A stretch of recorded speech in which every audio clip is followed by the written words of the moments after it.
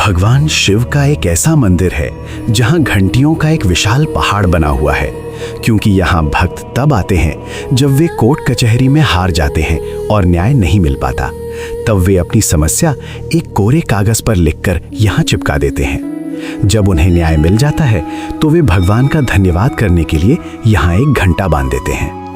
लेकिन प्रश्न ये नहीं है कि लोग ऐसा क्यों करते हैं। प्रश्न ये है कि भगवान शिव यहाँ न्याय के देवता के रूप में कैसे स्थापित हुए।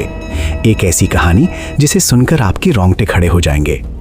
कहानी तब शुरू होती है जब राजा झलराय की 7 रानियां थीं, लेकिन उन्हें कोई संतान नहीं थी। तब उन्होंने भगवान शिव की कठोर तपस्या की।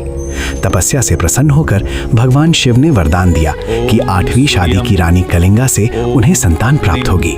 कुछ समय बाद रानी कलिंगा गर्भवती हुई। ये देखकर 7 रानियां ईर्ष्या से भर गईं और आपस में निर्णय करने लगी कि अगर इसका पुत्र राजा बन गया तो हम सब दासियां बन जाएंगी।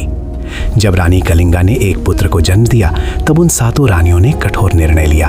अपनी कुटिल चाल से वे उस बच्चे को कुल देवता के दर्शन कराने के बहाने एक बहती हुई नदी में छोड़ देती हैं और उस पालने में बच्चे की जगह पत्थर का सिलबट्टा रख देती हैं। फिर वे राजा से कहती हैं कि रानी ने एक पत्थर को जन्म दिया है। ये सुनकर राजा 7 रानियों के बहकावे में आ जाते हैं और रानी कलिंगा को महल से निकाल देते हैं। लेकिन रुकिए, कहानी का असली मोड़ यहाँ से शुरू होता है, जो भगवान शिव की न्याय लीला से जुड़ा है। जैसे ही वो बच्चा टोकरी में बहते बहते एक मछुआरे के पास पहुँचता है तो वो उसे भगवान की कृपा समझकर अपने घर ले आता है और वो मछुआरा उस बच्चे को अपने ही बच्चे के समान पालता पोसता है।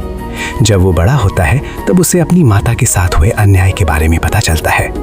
एक दिन वो एक लकड़ी का घोड़ा लेकर उसी नदी के किनारे पहुंचता है जहां वे 7 रानियां स्नान कर रही थीं। वो उनसे कहता है, यहाँ से हटो, मेरा घोड़ा यहाँ पानी पिएगा। ये सुनकर रानियां हंसने लगती हैं और कहती हैं, क्या तुम मूर्ख हो, भला लकड़ी का घोड़ा भी कभी पानी पीता है क्या?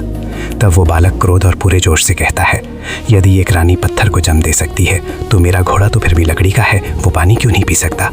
जब ये बात राजा तक पहुंची तो राजा ने उसे दरबार में बुलाया। पूरी सच्चाई सामने आई। 7 रानियों को दंड मिला और राजा ने अपनी रानी कलिंगा और अपने पुत्र को वापस राजमहल बुला लिया। कहा जाता है कि वही बालक आगे चलकर उत्तराखंड के अल्मोड़ा में गोलू देवता के रूप में पूजे जाने लगे, जो आज भी न्याय के देवता माने जाते हैं। ये मंदिर विश्वास और न्याय का प्रतीक है, जहाँ लोग अपनी अर्जी लिखकर लगाते हैं और न्याय मिलने पर घंटी चढ़ाते हैं। कमेंट में महादेव के भक्त हर हर महादेव जरूर लिखें।